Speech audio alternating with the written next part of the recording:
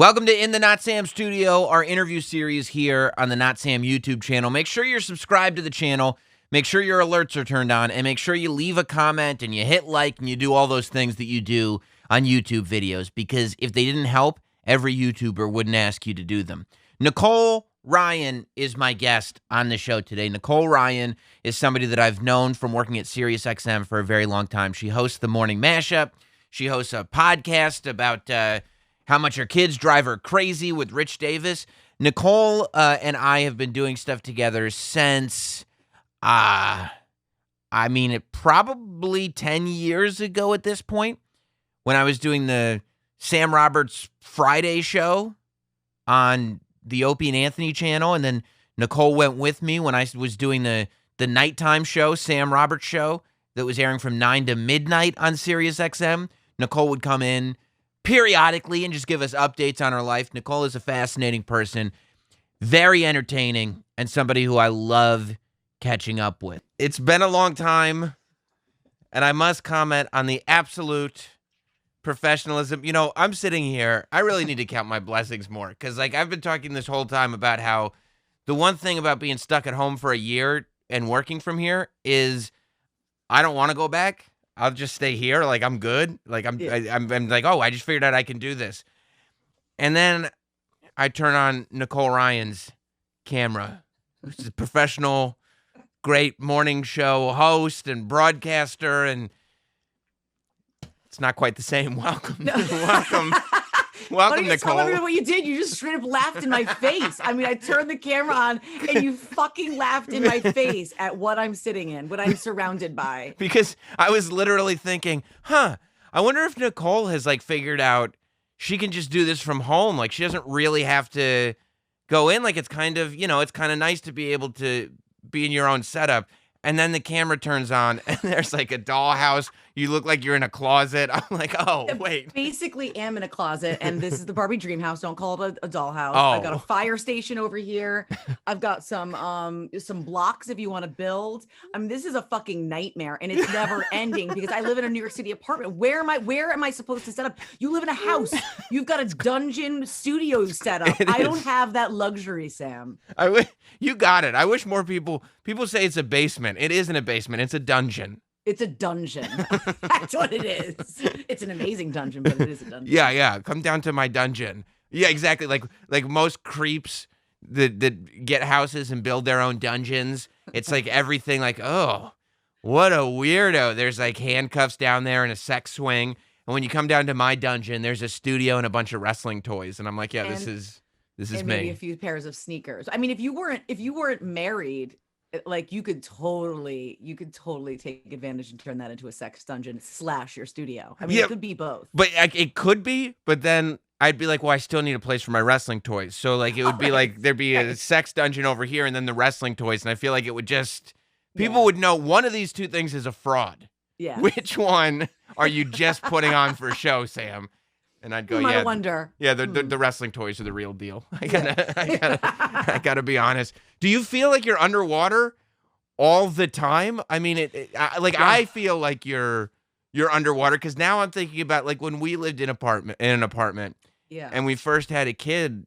I can't imagine trying to do the show from there. Yeah. Well, I mean, yes, I feel like I'm underwater. I mean, number one, Matt and I, we are very passionate people. So we love hard and we fight hard, and the fighting has only gotten worse. The partying has probably only gotten worse because we're bored. I got the kids that have cabin fever. Keegan's running around with my 4-year-old. He's now into helicoptering his dick. He runs around. That's his thing this week. And he goes, look at me. And I'm so afraid he's going to go into school and do that. Right. Harper's turning into a little cunt. She's just kind of talking back. And she was my angel. You know that. She was the good one. She was the good one. She is no longer always the good one. So yeah, it's a shit show in here, and I am drowning. I'm currently drowning. Well, it's probably also, she might still be the good one, but it's just you're infiltrated with Ryan energy. It's just permeating in you because you can't leave this apartment. And I guess I noticed over the summer, you were still kind of trying to get out of the apartment a lot. And I remember and this is coming from my place of privilege. This is coming from house privilege, where I'd be Nicole, what are you doing? Like, why are you traveling every weekend? This is such a pain in the ass. And you're like, Right. Sam, I live in a box with Yeah. 2 kids running around. Every time we get more than 6 hours, we Yeah. have to leave this place. We So are you do. just like losing your mind in New York City? Yeah. Yeah, I might have upped the meds a little bit. I mean, I may or may not be willing to admit that. Sure. Yes, we definitely drink heavily. And we are still leaving the city and trying to, as safe as we can be, get out and go do things when we can. We just rented a house in the summer, like not even in the summer, like from May until like June, like for 3 weeks just to get the fuck out of here. Yeah. Which we did last summer because I can't live in this place with them anymore. I have to have a plan. Well, plus, isn't everything like closed in New York City? Like, you can't Yeah. even go out. Like, because you have to, even hiring a babysitter is tricky now. You can't be irresponsible and hire, it has to be the one trusted babysitter. Right. And what other kids are they watching and what else are they Right. doing with their time? And then when you do hire a babysitter, what are you going to do? Go see a play in 2022? It's not going to Well, happen. yeah, that'll never happen ever. But like also, yeah, like we're big like we'll take the kids out to like the bar. Like, and not just because like, but that, you know, like that's what you do in New York City. Like we'll take them Okay. out, we'll bring tons of like activities, like coloring and iPads and things, and they get to have French fries and chicken nuggets, and we get Sure. to have a couple beers and everybody's happy. But because we can't go inside the restaurants anymore, Right. they've got everything set up and they're pretending that it's warm with like the heating lamps and putting like wind flap things down. It's not warm. It's not. fucking winter and nobody wants to sit outside. So I definitely can't bring them to the bar. I'm air quoting to the bar anymore. Yeah. Yeah. And It's it's an activity. It's weird too, because it seems like the biggest shutdowns are the cities that need the activity. Like it's Los Yes. Angeles and it's New York City, where the biggest shutdowns are happening. And you're like, well, what is everybody supposed to do? Especially New York City from the beginning. I'm like, the whole reason you live in New York City is for everything outside your apartment. Nobody lives unless you're a billionaire, unless you're Jerry Seinfeld, who doesn't even live in New York anymore, by the way. No. He left. But unless you can afford also to have a mansion in the Hamptons, your apartment in New York City is never where you want to be. It's a place for your bed, and every other part of the day you're out of the apartment because everything you could ever need is in New York City. But then they shut everything down, so you can't get to Yeah. anything that you need. And now you're stuck in this terrible real estate choice. And that's what it's this terrible real estate. That's a perfect way to put it. A terrible real estate choice. And like that's the case. Like people are always like, why do you guys live in like these like little boxes in New York City? It's because you're there for all that New York City has to offer. Right. And because, you know, I work in New York City very early. Like it's all at our fingertips, but it is no longer at our fingertips. Nothing. So we're slowly pulling our hairs out one at a time. Yeah. Has it gotten sort of more normal as it's been going on for so long? Or did they, or was it tougher because it felt like things were getting better and things were opening up and then they re-shut everything down? So it's snatched it from us. It's almost like snatched it back. Like you could see the finish line.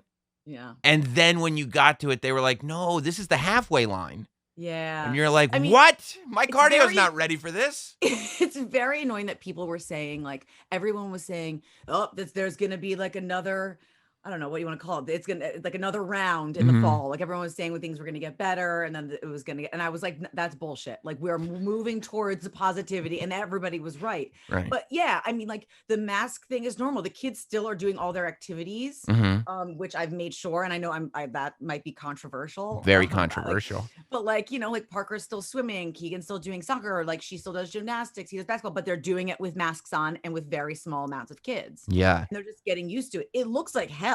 I mean, imagine running around and sweating balls with a mask over your face, trying to like score a goal. I mean, it doesn't sound fun, but it's something for them to do that's not in this goddamn apartment. Yeah, you have to convince them like, ooh, do you want to be a ninja? Do you want to put your ninja mask on? Like you have to make it seem like it's this like really exciting thing. The only good thing is that our second is she's about to be 2, so she's so little.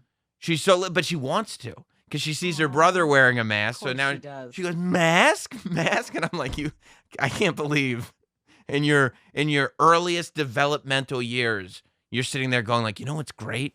Wearing masks in public. That's it's tragic. Do you hate Jess or do you still love her? No, she's great.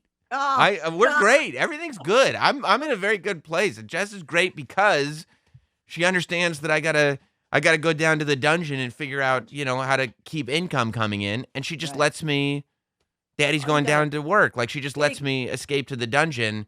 But I think that the escape is essential. Like you have to have that separation. Like it's pretty clear. Jess is the number one parent and I'm the number one worker. Yeah. And so the roles are separated like that. Right. Yeah, we don't have that. But need Matt that. was always able to sort of work from home. But even when he's like, so like, what do you want to do today? I'm like, nothing with you. Nothing. I don't want to do anything with you. Like he has these moments when he's kind of like feeling like happy, like maybe feeling a little bit more positive about the day. And I am not there. And I'm just like, go fucking do something else away from me. Like do something outside. Yeah. I don't know. Just get away from me, man. You do need the positivity. He is right about that. You have to. Even in your, I mean, you got a job. You're still making a living. Yep. You got to go to, what was that, the Ryman Auditorium you got to go to? That was very cool. You get to go to the Ryman Auditorium, and get your COVID tests and your masks and do the whole thing virtually and do whatever. But there's good things happening. Yeah. The lady that did my COVID test at the Ryman, listen, I've gotten many COVID tests. I've gotten some here just before we've seen family or anything. Sure. And like everyone is different. Anyone who administers them is different. This woman, like whenever people say it feels like they're tickling my brain, this woman felt like she was stabbing my brain and I felt like she took great pleasure in it. Oh yeah. But like also I feel like that was probably the most accurate of all the tests that I've taken. Like the other ones could have been bullshit. Like I might have blatantly had COVID and they just were like kind of getting like the outside of my nostril and being like, we don't want to hurt you. Right. It's like when you have like a trainer who like makes you feel it and you're like, this is probably the one that's doing the work. I also feel like my extracurriculars over time have prepared me for COVID tests. Like it wasn't that scary to get anything. Right. It's like for me, I'm like, what is this sensation? These are only exit portals. And you're like, yeah, this is a thing that people do sometimes.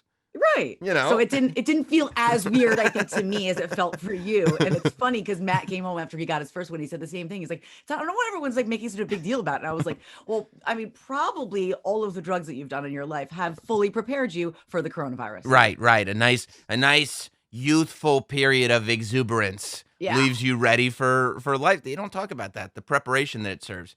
Yeah. How about this though for a COVID test?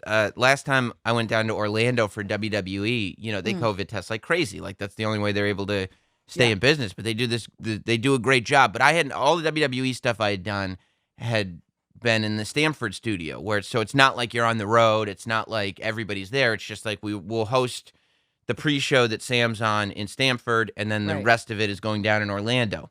So a couple months ago at this point, I guess, I was down in Orlando to host one of the kickoff shows. And so then it was like the full roster company protocol of COVID testing. And so you have to get there like a day and a half in advance because the day before you're going to get the COVID test and it's rapid results. So like in a couple hours, they tell you if you're positive or negative. And then you just post up in the hotel. And then the next day you can go to the show and everything. But they go, okay. So they make appointments. So it's not just like everybody showing up at once. And they're like, here's where the COVID test is. And you got to go at 9:00 in the morning. I'm like, great. And so I got an Uber to where the COVID test was. They're like, it's behind the building. I'm like, okay. So I got the Uber guy to drop me off. I'm like, here's fine. Like, you don't have to go all the way around the building. Right. He's like, all I right, got this. yeah, I got feet. I'm good. Yeah. I walk around the building. I see a line of cars. Oh no. And I went, oh no. Oh no. This is drive-through testing. Oh, no, so you should have stayed in the car. Yeah, because now it's like, wait, whoa. Wait, so was there like, did you stand in line? Was there like cars in front of you and cars behind you and you're just standing outside of the cars? So at first I was like, it's not going to be that big of a deal. I just stand behind this car and we'll go real quick, right? And so I just walked up and stood behind the car and and I had a mask on. So they weren't 100% sure, like they can't see my beard or anything. So like the lady there wasn't 100% sure who I was. I think she probably thought I was just some like wrestling stalker that was like, of course, right? You must look like a creep and a half. It's so weird. Like how everybody who works here would obviously know what they're doing enough to not stand on a drive-through line. Right. But it did get really bad when I realized there was another car pulling up. So it was exactly the scenario that you just said. There were two cars in front of me and a car behind me. And I'm just standing there with You just like wave, like with my give 'em, like, hands the in my nod? pocket. Like, she's like, who are you? I'm like, Sam Roberts. She's like, oh, hi, Sam. I'm I like, mean, did you have a hey. badge you could flash or anything? Like, No, I mean, they knew who I was by name. Like, but oh, I'm sitting there going, like, I can't, like, maybe the car in front of me isn't going to look in the rearview mirror right. and Yes, see they are. this big idiot Yes, they are. behind me. Like, yeah, yes, they are. But maybe. But I'll tell you Maybe. what, when there's a car behind me, what is he not going to look at his windshield and see this Right. idiot standing in front of him? Like, these Right. are the people. So, when you have like these gigs and you get imposter syndrome and you start to feel like, oh, I don't belong here. Like, they're going to figure it Totally. out. Well, imagine if it came to a realization that it's like, that's Yep. not imposter syndrome. It's 100% accurate. Everybody who is supposed to be here, there's nobody else standing on this line. No. Everybody Zero else people. is in cars. All of them. And it made it worse because you're not just supposed to be there, like you're really supposed to be there. Like you work there, like you're a personality, like you're a big deal for them. Yeah. And so like they stooped you down to this like loser level that Yeah. like I never thought I'd see you at. Right, like we're gonna put this face on TV to tell the world to buy this pay-per-view. That's the host, the Yeah. anchor. Yeah. And I'm So just, did you end up getting the freaking test, standing that line? Yeah, I just stood in the line and got the test. Oh my God. Yeah, I mean, what am I gonna do? Like, Nothing. what am I gonna call? Like realize real quick? Oh, and then call another Uber and then be like, can you just get on this line? And then of course, then I gotta call an Uber after I walk through the drive-through COVID test and just like sit on a fire hydrant waiting for an Uber to show up when all the cars just drive by me going like, hey. You Hey, really Sam. fucked up that Hey, Sam. whole Yeah. that whole procedure. You really botched it bad. Yeah, I mean, like, nobody said anything about it, but there's no way that everybody wasn't talking about it behind my back. I mean, you're lucky no one got like a picture of it and like posted it and like on Instagram or like TikTok or something. Yeah, it wouldn't have gone away until this Bernie meme started showing up. The Bernie is it- meme would have wiped it out for me, but up until Bernie meme, I would have never forgotten it. Like I just love Bernie meme. Like I can't stop with it. And I don't think it's going away anytime soon. And my mom called me and she was like, what is everyone all up in arms about Bernie? I'm like, Ma, Up in arms. up in arms. I don't know. I just like, she doesn't understand. I'm like, Mom, they're just photoshopping him in different places where he doesn't need to be, like next to Forrest Gump, or the ghost one is the best one ever, where he's sitting behind Demi Moore. Yeah, oh yeah. Yeah. It is funny though that like, because your mom doesn't use the internet obviously She too doesn't much. understand. Like she's thinking that, oh, this is controversy, this is bad, and it's like, no, Yeah. it's just for the memes. It's just Right. for the lols. So really, Bernie saved you. Yeah, well, theoretically, there was no Theoretically. Sam meme, Right. but he would have saved me had there been a Sam meme. Yeah, I saw And on Bernie's website that they made a sweatshirt. Like Yeah. Bernie officially made a sweatshirt of the Bernie meme, and it Right. says under it, due to overwhelming demand, this product will take 3 to 6 weeks to ship. no, the girl that made the mittens is not even making the mittens. Like I tried to get the mittens. I looked them up and she said, like, I did this for fun. I have no intention of meeting this demand now. Meanwhile, the bitch could fucking get so rich off of these mittens, off of this moment in history. And she's like, nah, it was like a hobby. I'm not doing this. I mean, she's gonna regret that later. That's that ego that like, no, I just come up with the next Bernie mittens, and it's like, no. Bernie mittens was your thing. The time passed. Yeah, and by the way, Sure. like nobody's gonna be interested if you come out with Bernie mittens and then you sell 1 million of them, and then you come out with more mittens. Maybe half of the people that bought them will stay loyal to your mitten company. But now, I'm not interested in what Bernie mittens lady's doing next. No, you have one moment in time. You have to seize it, or that's a wrap. Also, can we just discuss that Bernie meme would be amazing if you had been a meme standing in that line with all the cars? If we had replaced you with Bernie, and that could have been fucking epic. Yeah, that would have been perfect. Yeah, yeah, I do kind of wish. There is one photo that one of our fans got like a couple of years ago. I went to the WWE Hall of Fame ceremony, and they were like, "Sam, walk the red carpet." And like, I don't walk red carpets. No, Like, it's so uncomfortable. Yeah, and it awkward. sucks. It sucks. I don't walk red carpet, especially at a wrestling thing, because like, yeah, my face is on TV, but I'm not a wrestler. Yeah, but people know you in that world. I mean, you technically probably should walk the carpet, but I think it's very cool that you don't. I don't want to, and also but it's not because I'm cool. It's because I know the look, like because I've been on the other side of the rope, right? Like just like you, like Yes. like we've interviewed people on red carpets. Sam, Sam, tell us what you're wearing. Who do you think's gonna win the match? Way worse than that is when you stop and you talk to somebody, and the whole time they're going like this. Uh-huh. Uh-huh. Right. And Uh-huh. looking Because they're ahead, like, yeah, they don't right. want to miss if Randy Orton walks by. Like, Right. Sam, get out of here. I'm not trying to miss my Randy Orton interview so I could Totally. talk to you. So, like, I rushed through the red carpet. Like, I was just like, okay, bye, bye, bye, bye, bye. And I went right through, and I sat down in the seats. But nobody else rushed through the red carpet like that because they're not socially awkward and uncomfortable.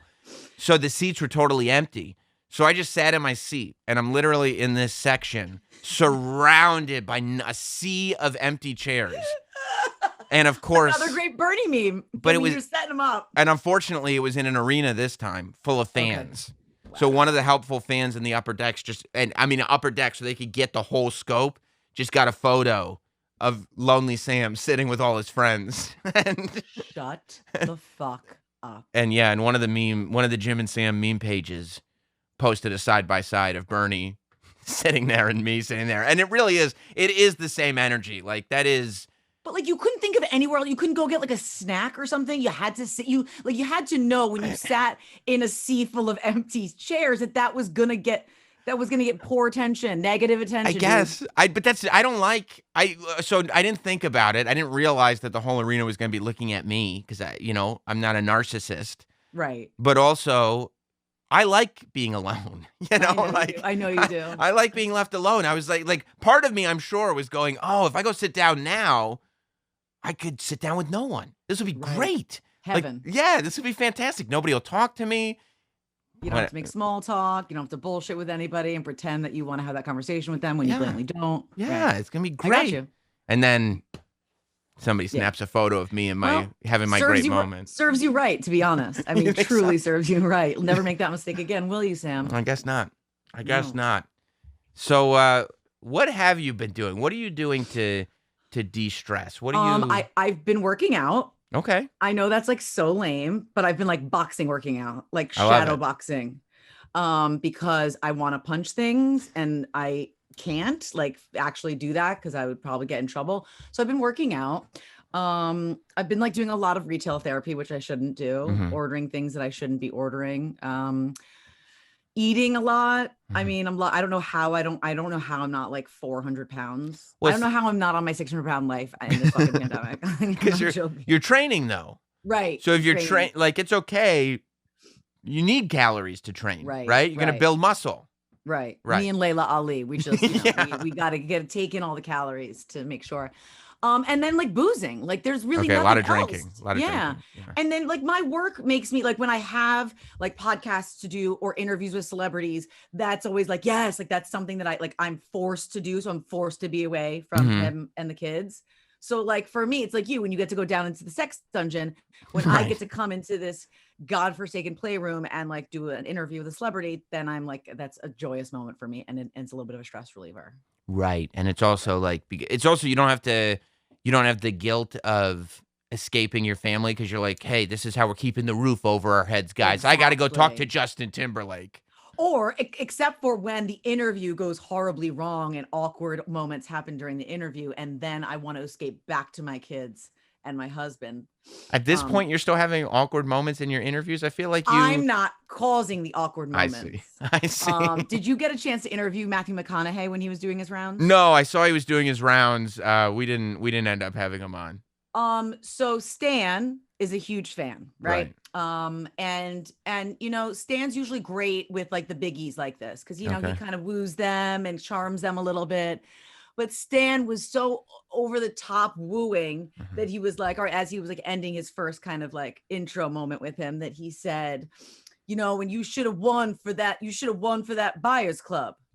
First of all, it's not called that Buyers Club. It's the Dallas Buyers Club. Yeah. And he was like, no, the Dallas Buyers Club. And he was like, yeah, I did. And he was like, no, I mean, I'm talking about the Oscar. He was like, I did. That's actually the only Oscar I have. And if I don't know, people are gonna be able to see this on. Are you gonna? Yeah. Okay, so do you want to see that? This is what happened on my Zoom. I'm gonna pull up the picture in the middle of the Zoom. I did this. I couldn't hold it back. How could you be that big of a fan and not know that? This is what I did. In the middle, Oh God. in the middle of the interview, I just threw my hands up over my face because I was like, I don't want him to think that I didn't know that about. So that was Right. a moment when the stress continued. You know, there was Yeah. no stress relief there. There, I was like, please, I want to hide in a corner in the fetal position. If you're that big of a Matthew McConaughey fan, how do you not know that is? Why would you even bring it up if you haven't done Exactly. the That's not. research? Like that's one of those things that you're like, I don't think he won. I'm not 100% sure. So Doesn't even maybe. matter. Plus, Say like, nothing. and you're at home and you have two other hosts. There's three of you in there. You could just Google it real quick. Like I've sat there. I'll have those moments of doubt when I'm interviewing. I'm like, I literally wrote this down. Like we're talking to Frank Stallone or something, and I'm like, Right. he was definitely in that B movie that I'm thinking of. And then I wrote it down, but then I go, what if he wasn't? So real Yeah. quick, Jim is talking, and I just real quick, there he is. Okay, now I can ask the question without Yeah. the Yeah, risk of weirdness happening. But it was not my favorite moment. And thank God he like totally handled it with like such grace and was so cool. So I all I right. I did. Actually, I did win that award. It's the only Oscar I have. But he kind of smiled and laughed at him because I think that we're one of like 15 million. And, you know, it's like it's like they're in a press Zoom room. Yeah. And it just keeps being like people like one after the other. Yeah, I don't know how like celebrities would react. I mean, Matthew McConaughey seems like he's got a different energy. Like he actually seems like a cool dude. He was. You Yeah. know, like Oh, I just want to fuck him. you do. Yeah. Yeah. Yeah. You Still. were And trying to look, find like a nice politically correct word for that, but it was so visceral that you just had to Yeah, because I don't want to make love to him. no, And violently. you know, and even he's still he's aged a bit. I mean, Sure. he's not like the young Matthew McConaughey that he once was, but he's still very handsome.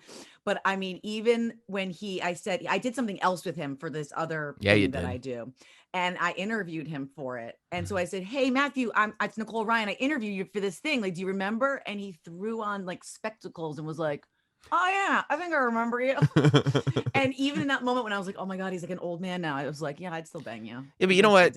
I like the confidence of because he's still Matthew McConaughey, so it's like let me just put my glasses on and clearly do something geeky and old man like because I don't really care if you think that I'm an old man. Like I'm the guy who was just naked playing bongos. Like that's still me. Exactly. You know, and that's he could do whatever the fuck he wants, always, forever. yeah. Forever. Like he could put those spectacles on because he's still this guy. Oh, is there anything better? It's the Dude, best. did you know? Where did I hear this? Jonah Hill has the record for saying the most fucks in one movie. Oh, it was in the documentary. Did you see the swearing documentary that Nicolas Cage is doing on Netflix? No, I saw. I mean, I'm aware of it. Like I saw that it exists, but I didn't watch it. I think you'd enjoy it. It's really, really good. But the fuck one was the best. And I guess Jonah Hill, Oh. because of that movie, is the one person who holds the record for saying fuck the most in one movie. And it was in Wolf of Wall Street? It was in Wolf of Wall Street. Wow, what a record. know, What a I record. Especially know. because, like, Jonah Hill's been in a lot of potty mouth movies. Who knew that He's it was he's a Scorsese? Yeah, he's a real cocksucker. He's never allowed on the mashup again, Jonah Hill. Why? Because he was a dick when he came in. Really? Hard. He big timed us hard. Huh. Yeah, he came in with like rose-colored like glasses. You might have gone on you and Jim that same day, and then he had people like doing his hair. You don't even have hair, relax. And like doing makeup, and he was like looking down at his phone, texting, like not listening, and kind of looking at us like, like poo-pooing every question. I was just like, get over yourself. Like we've said it on the air. You're never allowed on. He was so Wow. good. Yeah, I think we only had him on once, and it was like in the Opie and Anthony days, and he was a kid. Like he still had his curly brown hair and stuff, and he was actually like cool, pretty cool kid back then. Yeah. But Not by the way, anymore. all right, well, now that he pissed you off, he's on my bad list, and I'll just say mid-90s, that's a terrible movie. Sucked. I never saw it. It's terrible. Don't bother. I paid like, I don't know, $10 or $15 to own it on iTunes. I wish it wasn't in my collection anymore. It's terrible. It You sucked. actually pay money to own movies? I have a tremendous movie collection. You do? Okay, not only, I mean, I literally have I think I have 500 movies in my Apple account, like own. I never rent. Why? Never Like, rent. how often do you go back to watch them after you've bought it? Like, how often have you watched one movie that you've bought multiple times? Well, like mid-90s, one and done. Sucked, like I said. But Okay. but other movies, yeah, there are movies that I'll watch over and over and over and over and over again. And over and over. And over after that. Wow. But Wow. not Okay. only, so this is something that I've been doing. Not only do I have like 500 movies, and it actually drives Jess crazy because she goes, "Can we rent this?" And I go, "We don't." We don't rent in this house. That's literally what I say. We don't rent in this house. Like, if you want to, like, I don't know if you can find someplace else to get it, but number one, we don't rent in this house, and number two, you can't be buying movies on my Apple account because it's going to screw everything up. Like, What? it's going to screw up algorithms. It's going to screw, like, I don't want to scroll through. And, like, there's some movies that I have decided to purchase for the kids, and I'm okay with that. But number one, it's not too many because you could just throw on one of these. My kids will watch the Ryan toy reviews on YouTube. Oh my God, my kids fucking love that little fucker. He's so rich. He is so rich. But he's one of the good ones though. Like they're Yeah. jerks. Like the ones that I don't like on YouTube are the ones where I can tell, like there's one that will pop into the algorithm where it's clearly like the dad won't give the kid any of the lines. Like the dad is like, whatever. Like, and he's clearly like doing it because he wants to be famous. Right. Like that skews me out. I hate that. That skews me out. But like Ryan's not in the beginning of the pandemic, my kid was watching these little Russian kids that were dicks to their parents. And like, I don't like that. Yeah, we had to stop having him watch them because he was like being obnoxious, like these little Russian kids. Right. And so we were like, we can't do that. But Ryan's like a pretty good kid, I think. Yeah, but I think that because he started so young, he's gonna be like he'll be like a serial killer or like a crazy drug addict one day. Like something. I don't wish bad upon Ryan, but like you don't like have this type of success that young and not have something crazy happen to you eventually. Well, yeah, I mean, he's gonna have to figure out once his like little mustache starts growing in, right? He's gonna have to like, what are you gonna? You can't. He's already not that cute anymore, by the way. No, he's already lost that little like baby face. He's getting a little awkward, and there's no one nerdier than his parents, even if they're sweethearts. I hate his parents. He's about to be a tween. You How know, old is he? He's about to be a tween. I think he's been in the game for a long time. Like you go back and you watch the early stuff, and you're like. Early Ryan, early Ryan, the good years before those twins came around. But he's got to figure out. JoJo Siwa figured it out, so maybe he can figure it out. Who knows? But like, did she really say? She didn't like fully say I am a gay woman. She didn't like come out and say that. She didn't even come out and say I am bisexual. No, she never came out and said it. We still have no confirmation. Well, she's in the part of the LGBTQIA plus community. Like it's a fluid spectrum. I think. IA? Can you just give me IA again? Intersex, asexual. Okay. I didn't know those were. Or ally. You know, eventually it's just going to be a list of letters that are it's too long to remember. I think it will hopefully get to a place where like it's weird to be just hetero, and you go, no, I'm hetero, and they're like, what? Yeah, because you got to be one of the letters. Like there's so many. No, I'm hetero. Like you're normal, which is one of the whole spectrum of letters. Right. Or you go like, oh, I'm cisgender hetero. And they're like, ugh, what? Very confusing. And I respect it. And I hope everybody like is like who they truly are. But it is very confusing, especially because a lot of it is very new to us. Is how it's being presented to us. It's evolving. You just have to ride the wave. You just have to be like, cool, man. You know, but you also have to go, okay, the stuff that I learned when I was in high school, it might be wrong. And you have to be okay with that. It's 100% wrong. What do you mean it might be wrong? It was way off. Yeah. And you have to be like, okay, like the stuff that I was like, oh, I know this to be true. You didn't know. You were wrong. You were off. So you just had to keep learning. That's all. I mean, like there's even things that I've like posted since Instagram has been on, like that I've looked back that I posted that like the caption was like, maybe that was like really offensive. Right. Like you have to watch it. I can't believe I wrote that, but that was like maybe 2 years ago before things were like super, you know, when you had to be, you know what I'm saying? Like everybody was like so politically correct before it went to like super overdrive. I look back and I'm like, whoa, I can't believe like I wrote that and like no one said anything. We had a comic named Aaron Berg on the show the other day who was like, but this was 2017. Times were different. Okay. And I was like, yeah, that is how quickly things are moving. But this all comes back to, so not only do I have this movie collection that I take very, very seriously on Apple, but I also, early in the pandemic, this article came out, and it was like there were people filing a class action lawsuit against Amazon for their video service because videos were disappearing from their libraries. You know, and it was like, well, no, technically this has always been the law, right? When you buy something, this is what I spend my time researching, just because I got to get to the bottom of stuff. When you buy something on home video, or when you buy, a compact disc, with music on it, right? A CD. Yes, a CD. As some said the other day, what's a CD? I was like, fuck you, dude. My dad had to get a brain X-ray, and he had to send it to a brain doctor, and he was like, "Can you do this for me? They're going to send me the X-rays. Can you just upload it? Because I don't know how to do this." Right. I'm like, yeah. They gave him a CD, and they were like, "You have to upload from the CD." And but like, who has a thing to put? Who has a CD player anymore? 0 people. I had to literally go and buy. I had to research what CD burner would still work on my computer, No. and then I had to go find a CD burner to upload the thing. I was like, "You're a medical institution." You're a great son, though, for doing that, for taking that on. Well, I didn't know what was in the X-ray. I didn't want his brain to explode, and we didn't find out because I didn't want to get a CD burner. But yeah, that would suck. That would suck. You were just like, I'm not doing this because that's an old technology, right. And then something horrible happened, right? And then his head exploded. Yeah, I can't let the medical facility's flaw be my flaw. Like, I have to be bigger than that. Correct. So, yeah, so I'm reading this, right? And it says that the way it's always been with home video and music is that when you buy something, you don't actually own the rights to that thing. You're buying the rights to play it. Okay. Right? And though you're buying a license, really. Right. You're not buying the physical movie. You're buying a license to play the movie.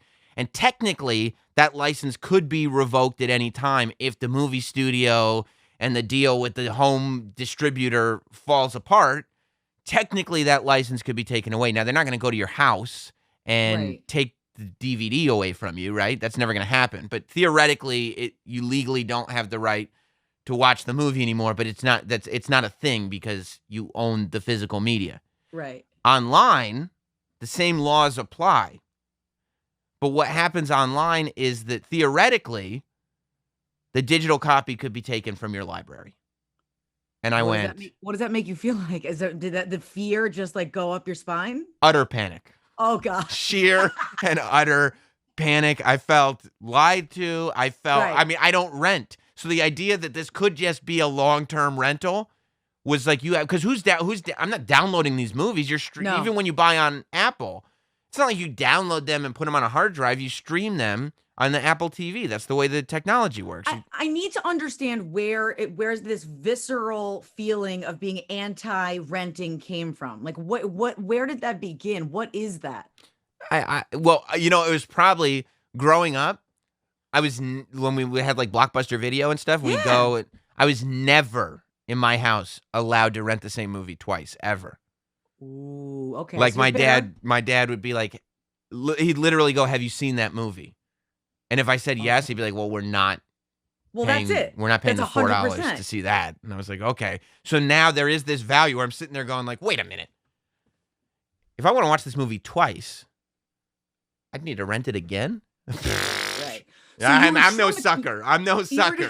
You were traumatized in your childhood. Really, your father traumatized you into only buying. And now really only long-term renting all these movies. But I also a lot of times will wait because I know that this movie within months will be $9.99. And you're trying to get me like, they got this Vince Vaughn movie that I've been trying to see forever. Which one? He's another douche. He's a douche too? Oh, God. Oh, my God. He took himself so seriously. Like, I wanted like Wedding Crashers Vince Vaughn. And he came in and was like, he just thought he was like a serious actor, and I was like, get over yourself. Not that like I need them to like right, just have some fun. Have some fun with me. Come on, be fun, laugh at yourself. You're a funny guy. Yeah, he's a dick. I think I interviewed him that tour too, but I feel like I just tried to match his energy. Yeah, but I feel like you're better at that than me. Well, that's not. Maybe you have more integrity than I do. You're you. What's the movie? Because I can't think of the last movie Vince Vaughn was in. It's called, it came out like within months. It's called Freaky. And it's a take on like the Freaky Friday premise, except a teenage girl switches bodies with a serial killer. And I'm like, that sounds amazing. And they're like, you could rent it for $19.99. I'm like, up yours. Like, that's not happening. No. And you would never even think to like look at the rental price just to check it out. I mean, I'll look at the rental price out of mere curiosity. Okay. And it's, I mean, it's $19.99. I mean, I'll look at the rental price out of mere curiosity. And it's, I mean, I'll look at the rental price out of mere curiosity. And it's, I mean, I'll look at the rental price out of mere curiosity. And it's $20 to rent it because it's a new movie, and you can't purchase it. And I'm like, forget that. And then some of these movies that are new, they're like, it's $20 to rent it, $25 to purchase.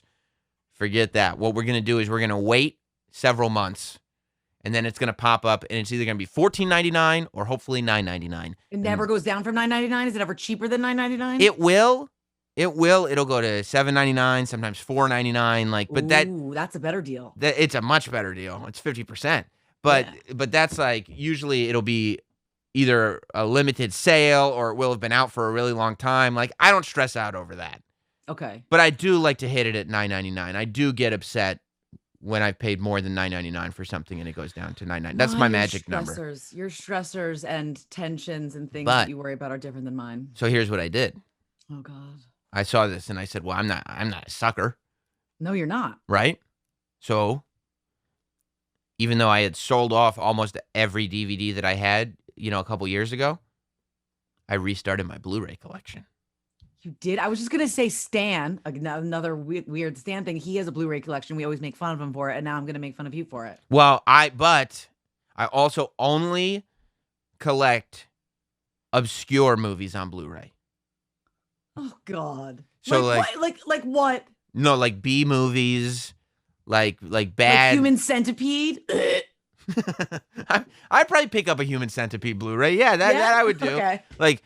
Like low budget horror and action movies that you've literally never heard of.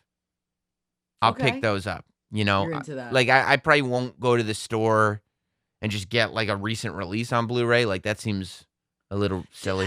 I mean, is Jess bothered by any of this? Or this is just one of your Sam Roberts quirks? Like, this would annoy me. Like, if I was married to you, I'd be like, fucking get a life. No, she's like, get over it. Like, you have to understand from the jump. Okay. This is who I am. This is who I've always been. And and if you did come to me and go like, you have to stop, get a life, you'd literally be ignored. Right. It possibly would served with divorce papers. I would divorce you. Yeah.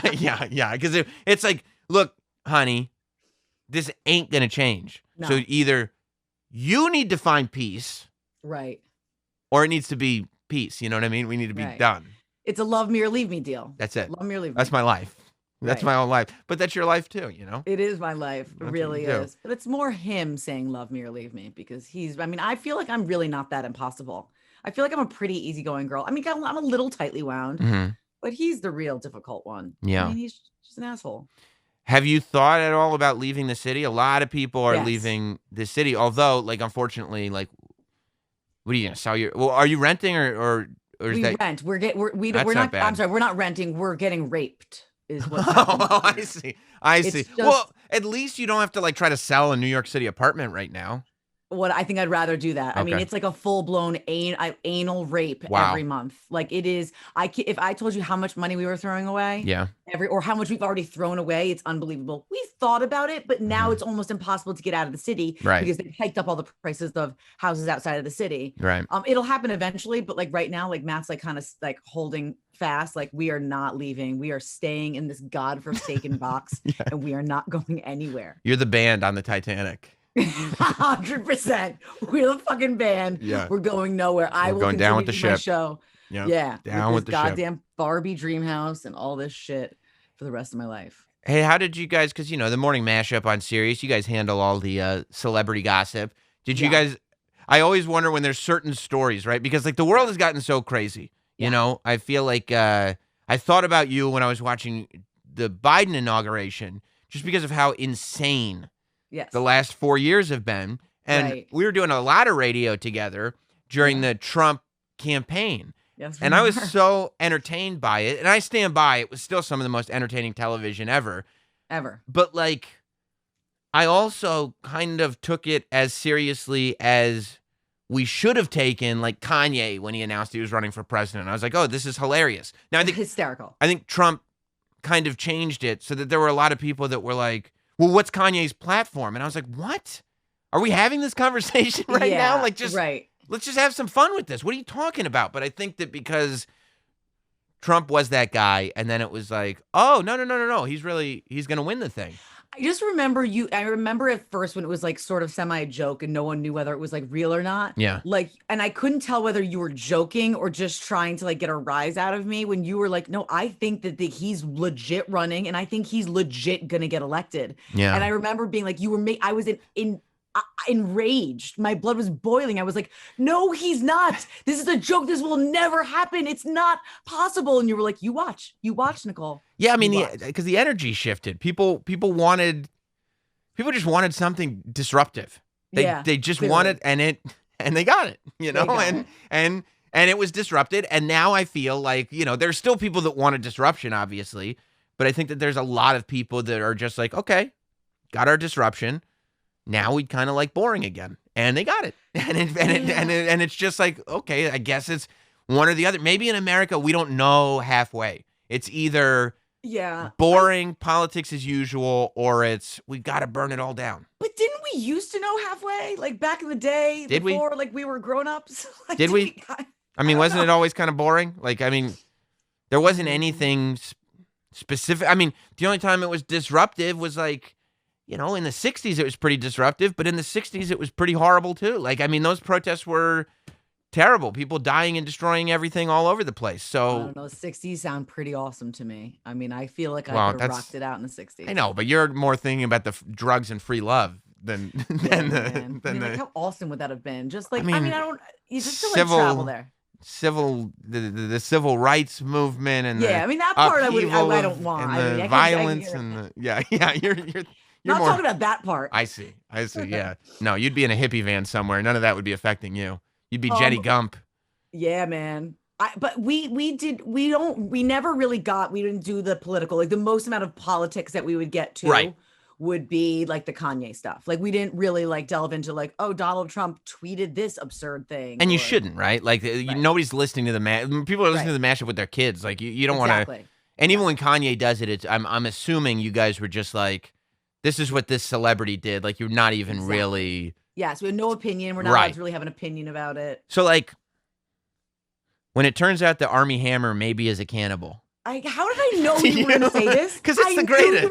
It's the greatest. There's two pop culture stories that I want to know how did the mashup cover. The first one is Armie Hammer cannibal. Like, when it turns out maybe Armie Hammer is a cannibal, I'll tell you, I saw the DMs. I was like, this is hilarious. Yeah. Clearly, this is not real. First thought, right? My first thought is clearly this is not real. It's fucking real. But this is hilarious. It's good for memes.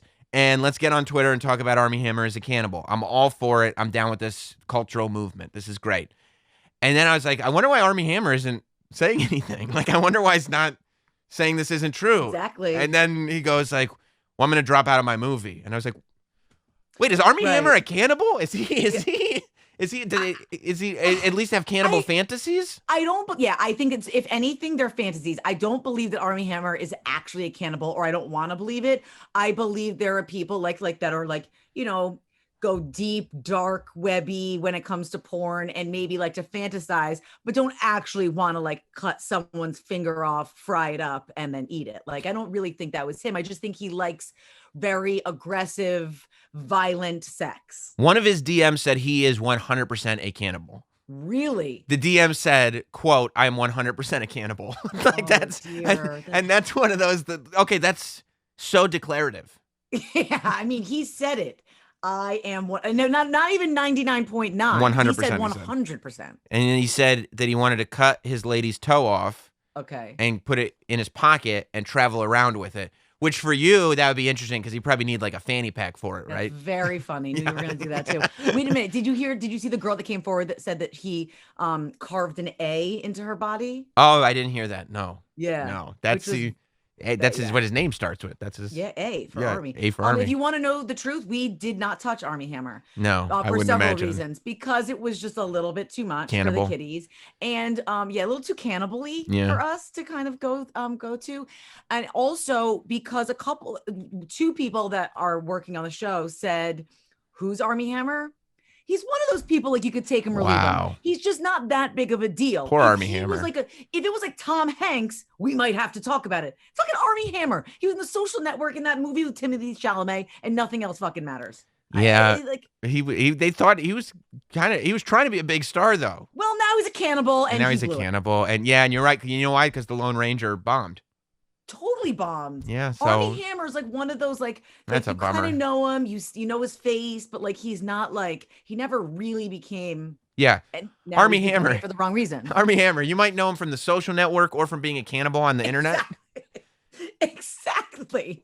Yeah, and that is Oh. true. Like, you know, I mean, what are you going to go? Because he said in one of his DMs that he wanted to rip his lady's heart out of her chest and have it beating in his hand. Like, it's a very sort of power dynamic. I mean, but like that's not something he could actually do. So that's No, why because it would feel stop it's beating. You mean? right? Because Yeah. then she would die. She would be dead. passed and then away. You know. Yeah. And then maybe what is it when you're into the fucking dead bodies? What's that? Necrophilia.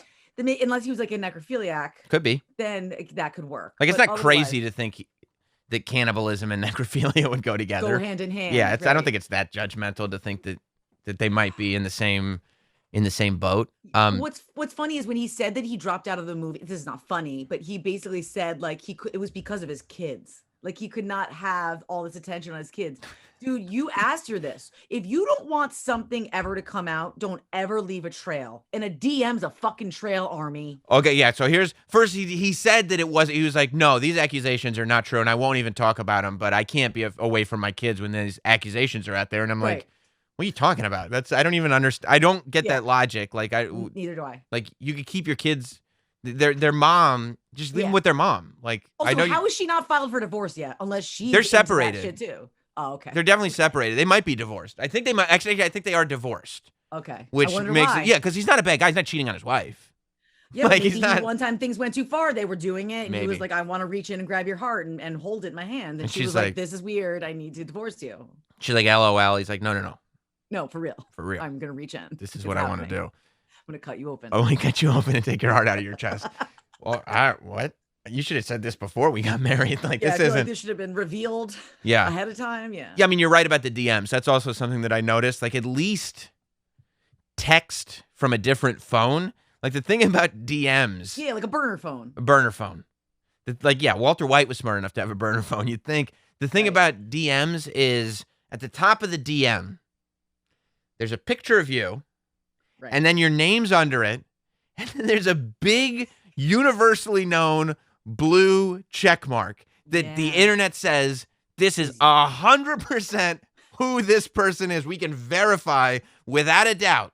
It's definitely Armie Hammer writing this stuff. It's a verification check mark that people actually vie for. Like they die to have that. So people are like, they know that it's really you, and you have that, Armie. And now people can confirm that you are in fact a fucking freak of nature. Yeah. Good for Armie. Good for Armie. Okay. And also, what's with his name? Like, what is Armie? Why is her name Armie? So people said Armand, I think, is his name. It's a horrible name. It's a very, it's a generational wealth name. Oh, is it? Okay. I think that there's a where his generational wealth comes from. This is true. No, I don't know. Armie Hammer. Oh, for real? Yeah. No way. That's his family? Or are you making this up? No, I can't. I swear to God. No, I'm not making. And if I was making this up, it'd be a really corny. Really corny joke, like so. Armie Hammer. Get me going for a while. That's true. No. It's 100% true. At first I thought that like his grandfather founded it or something. He didn't, but like either his grandfather or somebody in his family was super high profile and ended up buying the company and owned and was he has Arm and Hammer money, and so I believe that he was named Armie Hammer after he's got that baking soda money. He's got that baking soda money. Baking soda. I got baking soda. So the other story. Yes. That I was very obsessed with because I just love when things go awry. And it's like you do. That like how did you everybody reacts one way to it. And the person who put out this message did not know that this would be the reaction. Okay? I don't keep up. I'm a Britney Spears fan. I'm a free Britney guy. Okay, that's me. Ditto. Okay, good. But I don't really keep up with Jamie Lynn Spears that much. Never did. I was too old to be into the Disney Channel when she was on the Disney Channel, right? Yes. Okay, yeah. I was show, Zoe 101 or something. Right. Disney Channel shows. I'm like a TGIF guy. I'm like you. Snick, Ditto. Okay. TGIF. We're right here. Like, yeah. I'm too old. It'd be creepy if the two of us were like, oh, did you watch Disney Channel growing up? Be like, what? Yes. You were like 17. No, we were totally TGIF. Yeah, okay.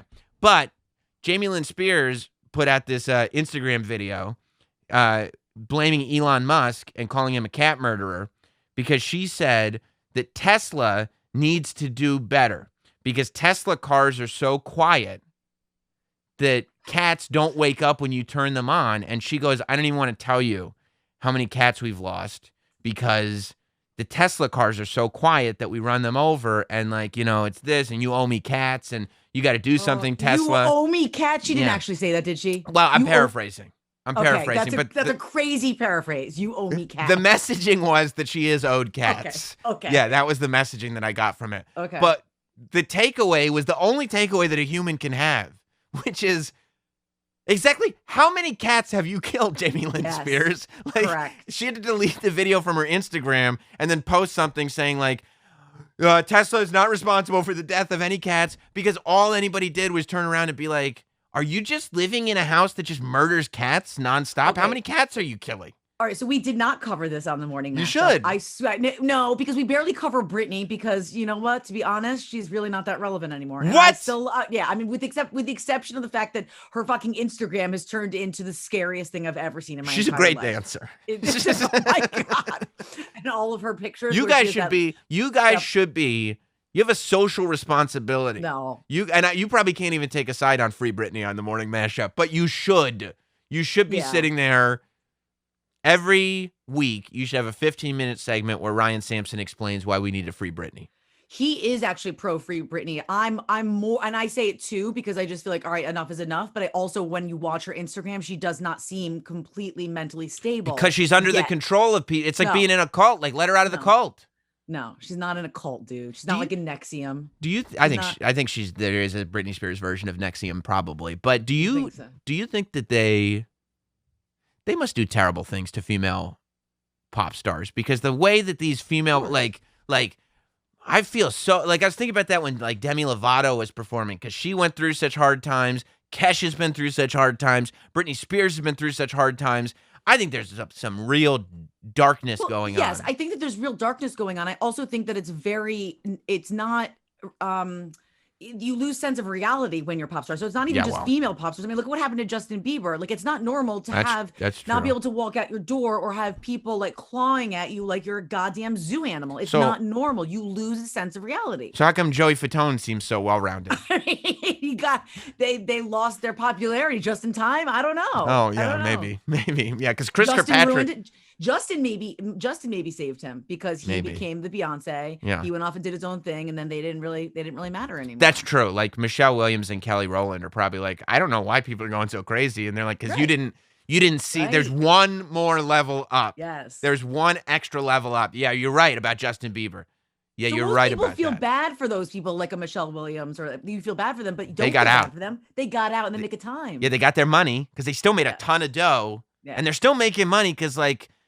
Who's not listening to I'm a Survivor, I'm not going to give up, I mean, right? It's the best. It's the best. So, but they didn't have to deal with like, that's true because when Beyonce put out that HBO documentary and it was just her making FaceTime videos at night, I was like, this lady is nuts. This lady is nuts. I don't know what is going on in that Beyonce, Jay-Z, Carter household. Even, Like, we like what we do and probably on some level we love that people know us, but the level that they know us is like just enough. Right. Like it's not like it gets, and you obviously can even go like maybe a little bit more and we'd still be happy. We could go a little higher. Like, I just feel like it does hit that level, like you're saying, and then it's not fun anymore. And you could say that the money and everything is like so amazing, but like once you pass that threshold of celebrity, I think that like everyone says like, oh, well, this is what they signed up for, but like it's fucked up and it fucks you up in the head. So you don't think Jamie Lynn Spears is famous enough for you to talk about her killing all these cats? We do think like, it was a weird thing. It was just kind of like it was a non-story story. It's something that you would like because it's weird. I'd be so disruptive in morning mashup planning meetings. I'd be like, do you guys hear about this Britney Spears' sister running over all these cats. You'd be like, we're trying to do a morning show, Sam. What are you know what doing? happened? She was fucking high as a kite. She was stoned as so she was like Beavis and Butthead sitting there like, like about one or two cats that she lost. She had the purple hair filter on while she was doing it too. Did she? Yeah. Okay, so I'm not that crazy. So she probably was sitting there so high, tweeted that, like thinking like, I know I've been high before and been like, this is a funny thing to think or say. And then it's not funny the next morning. Right. It was one of those. That's what I think happened. Right. And do you think Elon like personally reached out to her and was like, fuck you, Jamie Lynn? I don't know, man. I'm worried about Elon Musk now because, like you said, COVID is so controversial. Like, you don't know, like, oh, am I supposed to say that we were going on a vacation? Like, I was COVID testing. Like, I don't want to take. Now, Dave Chappelle got COVID. And he does? Yeah. Dave Chappelle got COVID. How did I miss that? I'm fucking on another planet. I don't know. You need me in these mashup celebrity news meetings because I'll give you all the good celebrity news. Yeah, you would. Like, Jamie Lynn. Guess who's a cannibal? Guess who's killing animals? Sam, it's for soccer moms. We can't do this type of news. Right. Yeah, so like, Dave has been doing a lot of comedy shows. But like he at first was doing them. He had his own place in Ohio where he did that special that came out right after the George Floyd stuff. But like everybody gets tested. I think he and Rogan did a bunch of shows in Austin. And what they did was it was no masks and it was a full room of people. But every single person at the show got a rapid results test. So in order to go to the show, you would have to, and I thought it was kind of genius, but in order to go to the show, you would have to go 2 hours in advance, take a test, and if you passed it, then you could go into the show and everybody could have a good time. And everybody that's on the show and all the comedians that are in the... would be worth it to me. Like that, that would be a cool experience. I would go early and like make a whole thing of it just to go see that. I'd be like, shove that thing in my nose. See Rogan and Chappelle? Yeah, it'd be amazing. Yeah, man. It's worth it. But, so there's this picture from one of those shows of the green room where it's like Dave Chappelle and Joe Rogan and Ron White and Michelle Wolf and like all these people, and Elon Musk is in there hanging with them. And it's just, it's this big group shot of all these people hanging out, and it's like pretty powerful people. And so now that Dave Chappelle got COVID, people are like putting that picture everywhere, and Dave Chappelle. It was Elon's fault? So he's a cat killer and a COVID spreader? No, they're saying Dave Chappelle is maybe going to kill Elon Musk. I was way off. Yeah, no. Because Dave Chappelle but we don't know. Maybe he got COVID from Elon Musk. Maybe he's going to give COVID to Elon Musk. And I'm sitting there going like, well, there's probably more people than just Elon Musk that he hung out with. Also, like, I get like powerful people hanging out with powerful people, but like something tells me that like Elon's not like a cool guy. Like, I don't see him as, and I don't know him, and maybe you know more about him. Like, I don't see Chappelle being like, yeah, that's my bro. Like, he doesn't seem cool. Well, there's a couple of things there. Number one, I saw him on Rogan. Rogan getting peer pressuring him into smoking pot have you seen that clip? No. Oh, Nicole, you've been hanging out with these mashup people for too long. We gotta figure out some regular thing where we can do a show together so I can keep you up on what's really going on. Perfectly fine with that. Yeah, I think it'd be really good because I would have loved your take on this because I played it so much. Look it up when we're done talking. Okay. It's like it's a huge meme, but I guess if you're not rolling in those communities, no pun intended. Right. No. Zero. Drug reference, huh? See what he did there. But yeah, like Joe Rogan was like, this was before COVID and everything. He's like, and Elon Musk was in studio with him. He's like, you want to smoke some of this? And Elon Musk is like, yeah, I mean, what is it? Just like, and he goes, Rogan's like, it's just weed and tobacco. He's like, yeah, I think I had that before. And I'm like, you think I've had that before? You're like one of the smartest men in the world. You think you've had that before? It's like what I would have said in high school. Yeah, no, I think I had that like twice. Like, you're just making it up. You know what I mean? Like before you have sex, like ever. Like, have you had sex before? And you're like, yeah, I think so. And you're like, what are you thinking about? Like, what do you? Yeah, I think twice. Yeah, I think probably. Oh no. And so like and like the picture of him like smoking pot is the funniest. Does he cough horribly, like so bad? He just has this face where he's like it's a Cheech and Chong movie or something like that. Like it's so great. It's so he's uncool while smoking for possibly the second or third time. And to me, watching, I see a guy who's like, I want Joe to think I'm cool. Right.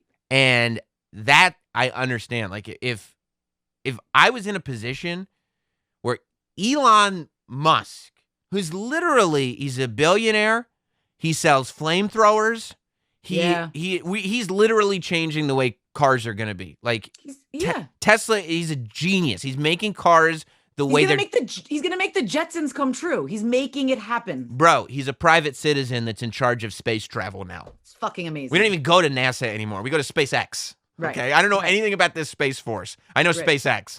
Yeah. And it's just this guy. If this guy who is taking over space is creating the way cars are going to look like in the future and is a billionaire and sells flamethrowers, that's also important. Very important. If he's sitting there going like, "Oh, I want Sam to think I'm cool," I would have that guy hanging out with me every single day. Every day. I can't even imagine the things you would peer pressure him into doing. I'd be like, yeah, we should definitely watch the 1996 Royal Rumble. And he'd be like, yeah, you're right. Like, we'd just be watching old wrestling tapes, Frank Stallone movies, like just the most, and it'd be the greatest thing ever. We'd be doing shows all the time. Like, I'd just be asking him his take on, why don't you give me the scoop, Elon? So you agree he's not cool. And like, why is Dave Chappelle his friend? I think first of all, I don't think he's just like a cool, like if he didn't have like.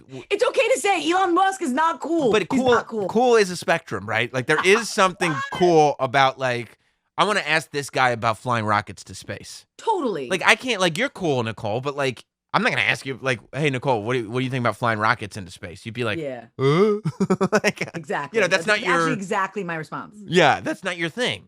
But like, if I had a buddy, then I'm like, tell me more about like, how are you going to make this train that goes from Los Angeles to San Francisco in 40 minutes? It's cool to get that knowledge. And also, can I ride it? Right. Like, yeah, you could. Yeah, you're my boy. You could ride it. Okay, so maybe there's a little bit of like they're hoping to take advantage of him. It's not taking advantage. It's just like it's cool that like, this guy, like this nerdy kid, is doing all this cool stuff, and he wants to hang out with us. Yeah, we should hang out with him. Okay. That's cool. Okay. Like. All right, Elon, if you want to hang, I'm you know what? I'm cool with where you are on the cool spectrum. But it's Sam. Right. But it would be important that Elon has to think that you're cool. I think he would think I'm cool. But it has to he has to like, I mean, I think so too. Okay, good. But he has to almost look up to you. It can't be one of those things where he knows he's the man. Yeah, like, he would not look up to me. Right. Like Elon Musk is cool in a situation where he thinks you're the man. It's like, this is the coolest thing ever. Got it. That's the way I see it. Okay. Wow, that was like really hard for you to explain to me. Did you get frustrated at any point? No, because it's complex. And I understand that, and I'd rather get the detail out there than just have us assume things, I always love how patient you are with me. It's one of your endearing qualities. Well, I appreciate that. And I do think that, I think about these things on levels. So I don't mind explaining the levels on which I'm thinking. Because, Matt gets really annoyed with me when I ask him to explain anything to me. And like, actually the other day I said, and I started saying something, he went, I don't give a fuck. And I went, what? He went, whatever you're about to say, I don't give a fuck. Yeah, that's so toxic. That's how little patience he has with me. So I haven't even asked the question yet. Right. And he already is done. So you know what? You guys are on a spectrum of patience. Right. But they're just really far away from each other. Well, yeah. I mean, I find you to be a lot of fun and also very entertaining. Like I would be interested. Like, what do you think of this? Because sometimes you say stuff that's like, what? And it's like, great. Right. But also if I lived with it. Right. You might get annoyed. I don't know if that would be my thing. No, I don't think, I don't think it would be good. Especially because, and also because like I'd turn on wrestling and you'd ask dumb questions about wrestling. And I hate that. Right. I would have no patience for that. If you're like, why are they doing this? I go, leave. Yeah. Leave the room. Leave. This interaction doesn't work for me. The rest of the question is, yeah. Yeah. I get you. Well, Nicole, it's so good catching up with you. We've been doing stuff together for so long. I mean, I remember when you would come in, and to this day, I think I appreciate it now more than I did then. But to this day, I think about the fact that you would come in when I was doing the show at night. Yep, 9 to midnight. 9 to midnight, and you would come in, and I would shame you into staying for the whole show. You'd be like, I'll just do an hour. You're like, no, you're staying for all 3, bitch. Yeah, and you would come in pregnant. Yeah. Stay all the way until midnight. Be like the funnest person ever. and then wait, and then I would go home and just go to sleep until I woke up, and you would go home and wake up the next morning at like 5 a.m. I'd go home and sleep for like a second, and then my alarm would go off. So that you could come into Sirius and be Peppy Nicole on the morning mashup while you were pregnant. Yeah. I mean, that's love. You've got my loyalty for life because of that. Yes. So I appreciate it. I loved doing that. That's the first thing that Matt said when I was like, oh, I'm going to sit down and talk with Sam for a bit. And I was like, remember when you used to fucking do a show at night? I was like, I'd like to not think about that right now because I was really tired. But yeah, it was a lot of fun. In the moment though, like within the 3 hours, it's like, this is joy. Totally. It was just everything that you had to do around it that you're like, this is torture now. Yes. Right. Well, I miss you, Sam. I miss you so much. You Thanks too. for asking me to do this. Of course. You can hear the morning mashup on SiriusXM every morning. And then also you have a podcast where you complain about your kids with Rich Davis. I do. It's Yes. called Have Kids, they said. It's a lot of fun. Yeah. And follow me at Mashup Nicole. Mashup Nicole on Twitter. Tell her how much you enjoyed her. And we'll have to do this again soon. Thank you, Nicole. Absolutely. You say the word. I'm here, baby. Awesome.